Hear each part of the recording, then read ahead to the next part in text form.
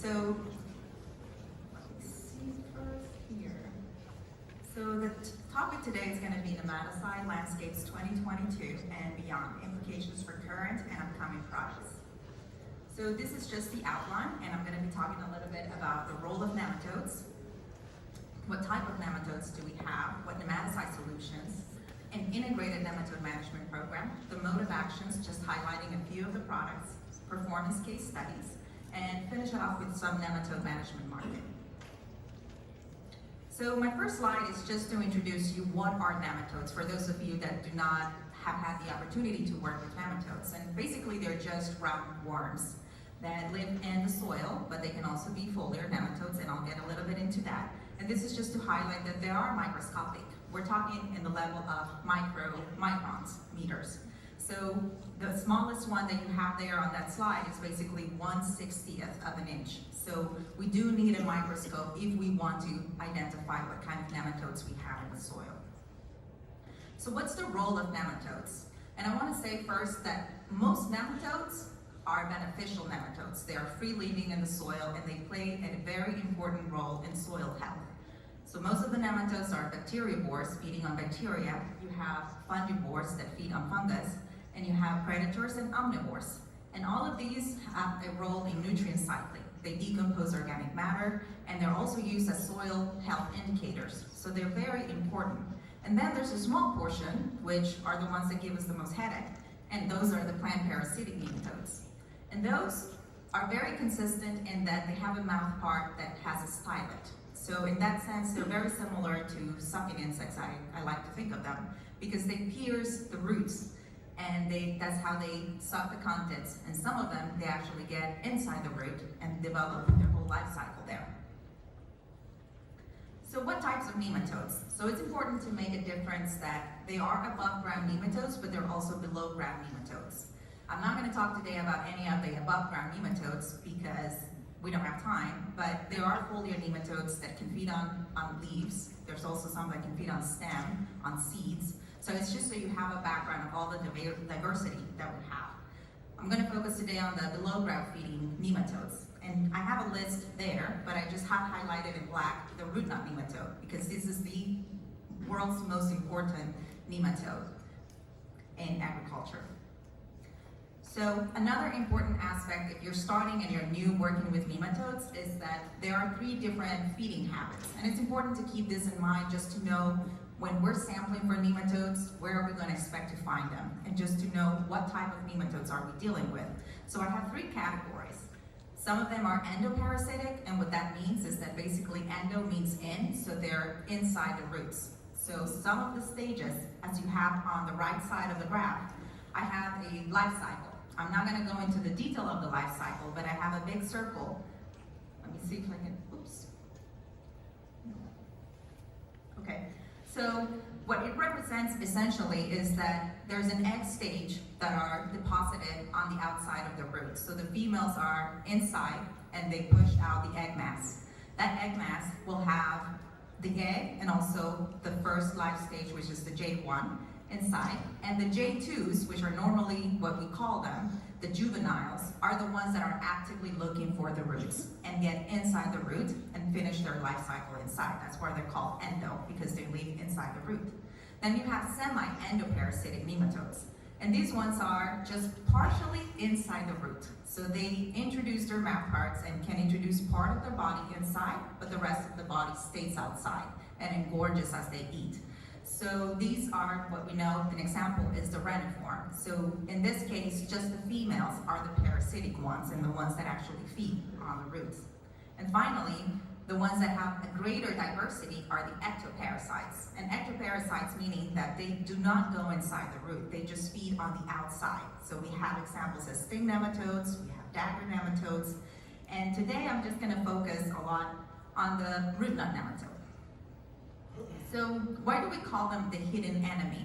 Most of the time, we don't know that we're dealing with nematodes because the symptoms in the plants are very similar to other maladies that we have, like nutrient deficiency or too much watering. So it's very difficult to assign that it is a nematode problem that we have in the field. So here in the graph, I have The typical is a zucchini plant, and it has a squash plant that has total wilting, it's stunted, and it also has fluorosis. So these are typical symptoms that you can see, and when you pull the plant, you'll see that it has a very poor root system. So it has full of galls, and it has a very limited feeder rooters. So that plant really didn't have a chance to put out any yield and to be a healthy plant.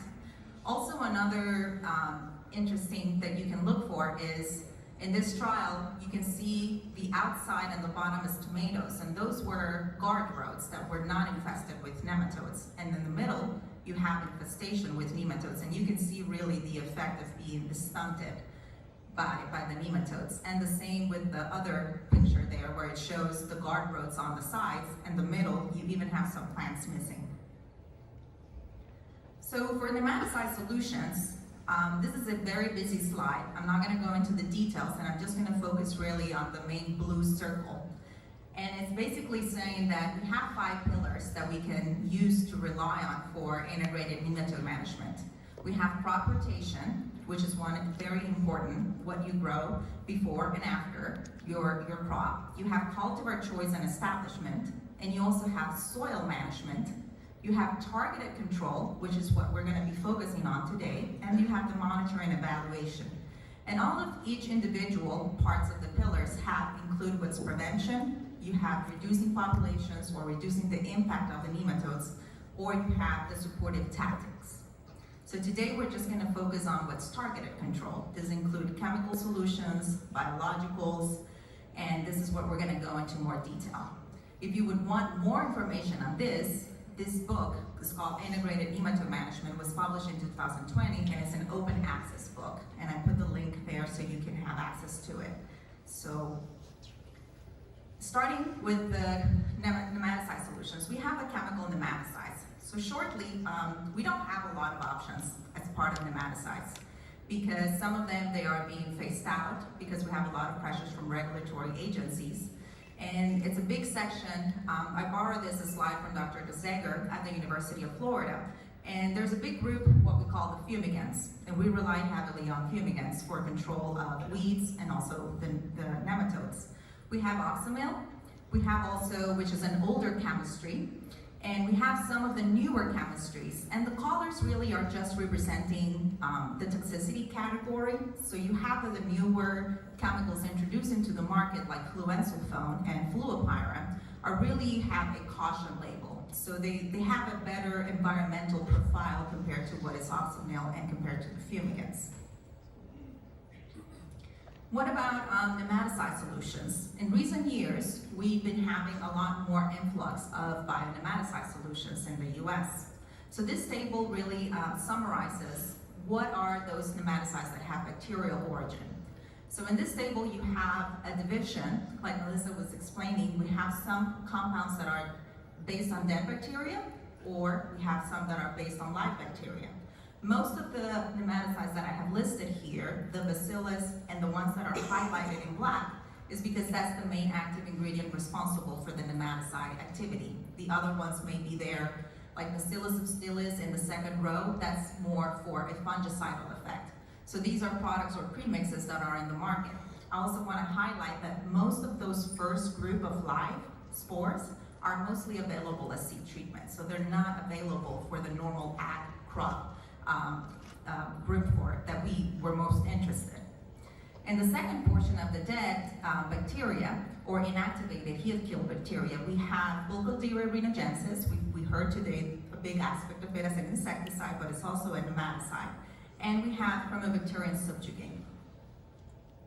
And I highlighted because I will present some data relating to Butyric rhinogenesis. Now, for the bionematicide solutions in the US as fungal origin, we have even fewer options. We have only 3 spores that are based on live organisms. Of these organisms, really only one is commercially available, and it's the Parasitician lulacinum strain 251, and it's a fungus. And we also have a dead product based on a non-viable fungus based on the fermentation solids, which we know as Marothecium varicarius strain. And I will highlight also some data on those 2 products as well. And we also have some plant extracts and botanicals. For the botanicals that I have there at the bottom, like geraniol, thyme oil, cinnamon oil, all those do not have an EPA registration number, but we are seeing more and more introduction of these products to use as nematicides as well. And in plant extracts, we have the saponins of Quillaca saponaria, and we have actually two products, one that contains chitosan and another one's without chitosan. And then we have the traditional products, the cedaractin and neem oil. So having said that, I said I will focus just on a few of the mode of actions of the main nematicides that we have available in terms of nematicides for the ag crop. So we have the heat kill bacteria from Butyric that has nematicidal activity by paralysis. It repulses nematodes away from the roots. It affects also the life cycle by preventing egg hatching and development of the galls. And very similarly, also the heat kill fungus. So both products really, they work by the fermentation broth. So the organisms are fermented, they are later inactivated, and we work with those chemicals that were produced in that fermentation broth. And they both have a very similar mode of action as I mentioned. So that leaves us only with one microbial organism that is based on live organisms. So that is the active fungal spores of Parasitician relacinum. And this is very simple, it's parasitism. So you essentially have a direct penetration and degradation subsequently of the organism by the enzymes that are produced by the fungus. And this prevents egg hatching, and it also development, and eventually kills and targets most of the life stages of nematodes. So what is new that's coming down in the pipeline per se of nematicides? So far I was able to find two synthetic chemicals that are coming down that have already started the materials evaluation process with EPA, and that's fluindolacine. And that product, I do not have a registration status yet or looking forward. It has been pushed, but it's been, end of 2022 or 2023. And then we have Butyric, Fluoramp, which is a very similar mode of action as fluoramp. And that's a product also that has started the process of entering the evaluation system. And in terms of bionematicides, Melissa kind of gave us a little introduction about a new product coming out from Butyric rhinogensis, and that's a product that has entered also the EPA registration process as MBI 306. And it was submitted in late 2021. And we also have a new, I call it a new formulation because this product has been in the market for quite some time now, since 2012, I want to say.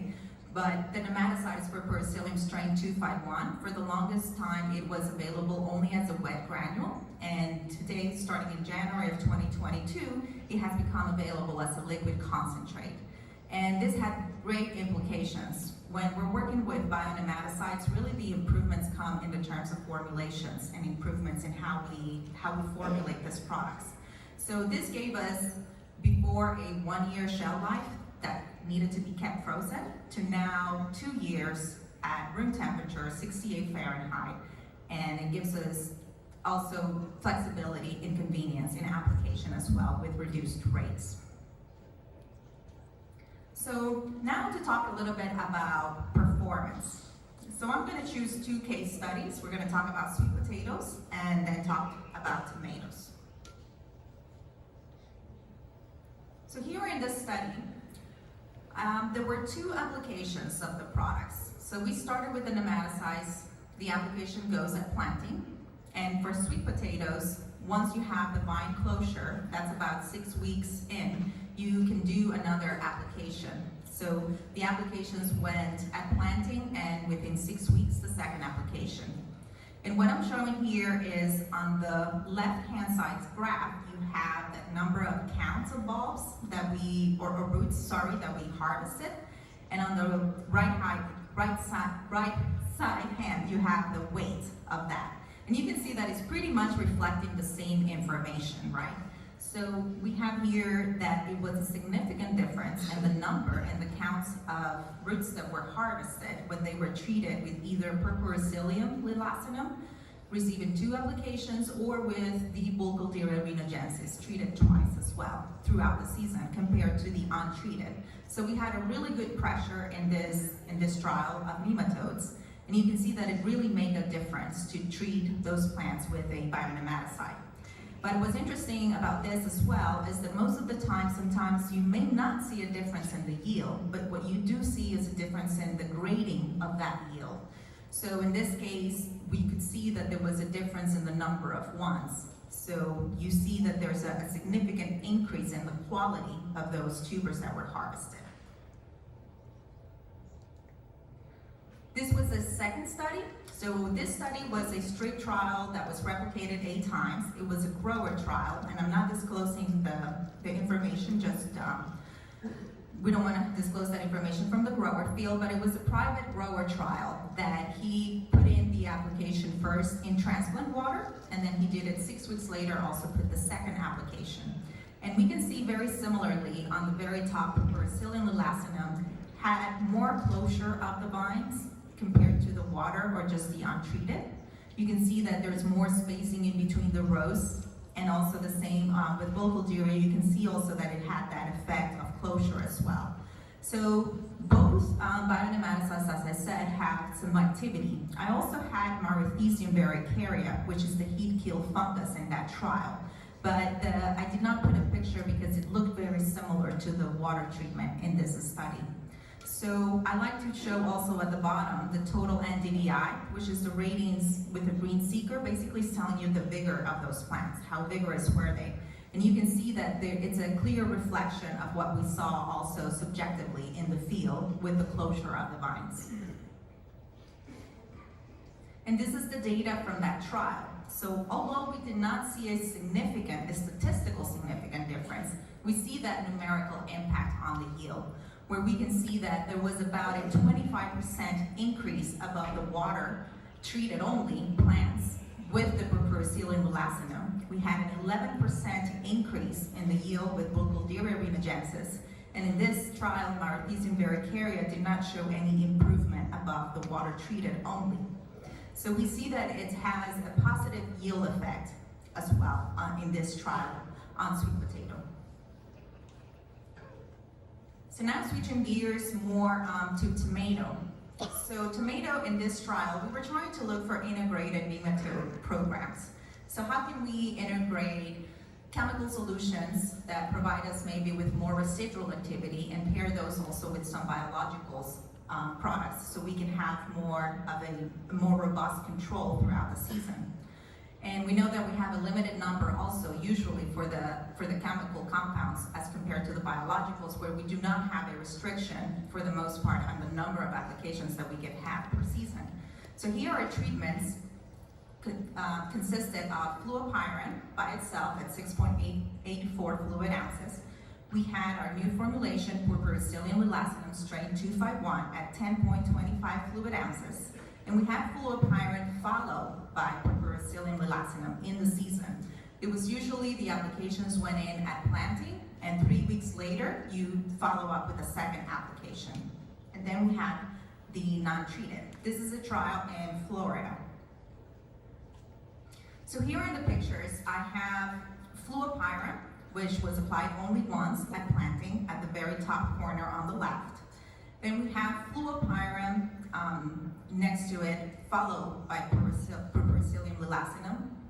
And at the bottom, we have Parasitician lulacinum by itself, just applied twice. And on the bottom, highlighted in red, we have the untreated. And I'm sure that everybody can see that the untreated the roots were severely affected. So we had very high pressure in this trial. And you can see also that if you compare the fluoramp one time compared to Parasitician lulacinum applied twice, you can see that there's a proliferation in the amount of the root mass as well. And this is very common with live microorganisms, especially with Parasitician lulacinum. It has that plant promotion of growth in the root zone, which is very helpful because it helps also to absorb more nutrients, and it's a more healthy plant in general and more robust. But at the very top, you see that the plants, in my view, were the best looking plants when we pull those out of the soil. And you can see that it's the combination of having a chemical treatment at the beginning followed by a biological that gave us the best response in this trial. So here to back it up with some data, we have the percent control of root galling, and this was measured mid-season and at the end of the season. So the first graph that is in blue is the percent control at 35 days after planting, and that's basically at mid-season. And you have in orange, you have the percent control at the end of the season, after harvest, essentially. And what this is showing us is that really it was incrementally better when you had the combination of the two mode of actions at play versus just having one at a time. So between fluoramp and piperacillin melacinum, they were about the same, and they look a little bit better in the piperacillin melacinum, even at mid-season, compared to at the end of the season. And this is very common to see sometimes, that even synthetic chemicals can have a variable response, especially with the newer chemicals like fluensulfone and fluoramp coming to the market. And you can see that the best responding plants in terms of root galling was the fluoramp followed by piperacillin. And on the other hand, you have the graph where you're looking at the marketable yield. So you can see that there is about a 10, 15, from 45 it went to almost 60. So that's almost like a 25% increase. And this is also very typical of nematicide trials, where you can see an increase of at least 10%, 20%, sometimes even 50% of the yield in response to nematode pressure. So here, it was kind of an introduction as to what is the impact of nematode damage. And just going with what I showed from the data and the response of the plants in terms of increase of yield, how is the typical global losses that we see based on nematodes? So typical losses of infestations in individual crop range can range from anywhere from 5% in cereals all the way to 20% in potatoes and tomatoes. And that's exactly where our data was reflecting. And with a total global value of losses exceeding $100 billion. And I found this very interesting because while doing this research and reading on the literature, I was looking back in 2000s, and in the 2000s, this number was 10% losses due to nematodes. So that pressure has kept increasing over time. We don't know exactly why it's increasing, but I have my suspicion that it has to do a lot with climate change and just the range of the nematodes keep increasing with the warming of soils, and they keep showing up in areas where they were not before. And as I said before, once you have a nematode problem, you can't take it back. They are there and you cannot eradicate them. So basically you have to manage them. And I hope that came through today in this talk. So just to give you a little bit of introduction, why I focus so much on bionematicides today is because it is the fastest growing market today in relation of all the biologicals and the biopesticide market. And this is a projected value in the US by 2025. And what I'm showing here on the left graph is that I have the total value of nematicides. A big portion of this, where it shows all the crops, a big portion of it is fumigants, of course. And then you have the synthetics and you also have the bionematicides in there. But also a big portion, you can see about 20% of that is representative of specialty crops. And then on the right graph, I have the total value of bionematicides. And you can see by the 2025, they will represent about 15% of the total value of nematicide market. So this is a trend that has kept increasing, and there's several factors that are influencing this. Is the demand for organic products has kept increasing and is expected to double by 2030. You have also a more sense of sustainability to reduce the impact of toxic mode of actions in our environment. And also our footprint, as we heard today, there's a lot of focus in reducing the amount of product that is put out in the soils because our soils are not healthy anymore. And we just have to start basically regenerative practices to start improving our soil health. And the other one is the phase out of regulatory agencies. We know that we are phasing out a lot of fumigants and a lot of synthetic compounds that were available 10 years ago, and now probably in the future we will not have access to that. And with that, I'll be happy to answer any questions.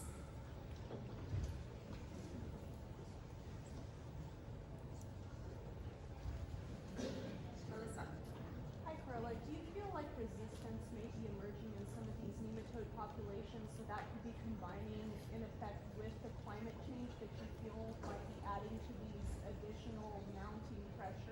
damages? That's a very good question. So Melissa asks if there might be an issue of resistance to these nematicides, and that's why we're starting to see more problems. And that's an excellent question. And so far, there is no official report of resistance to nematicides. There have been some reports, but it's more microbial degradation of nematicides. So it's a very neat group of microorganisms to work with, because up until today, there are no reports of nematicide resistance in these compounds, and especially with the newer compounds. Some of them, the issue is that they also have a function as a fungicide.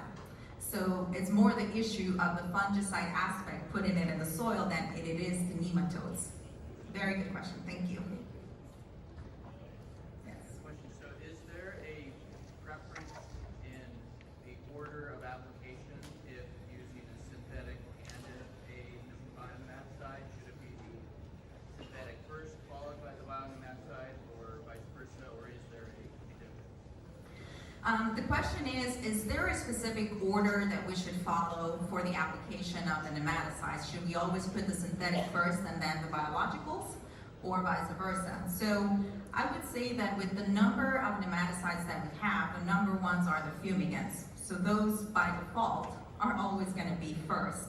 If you're working with a live organism like Parasitician, the rule of thumb is if you're safe enough to plant your crop, you're safe enough to put the nematicide in as well.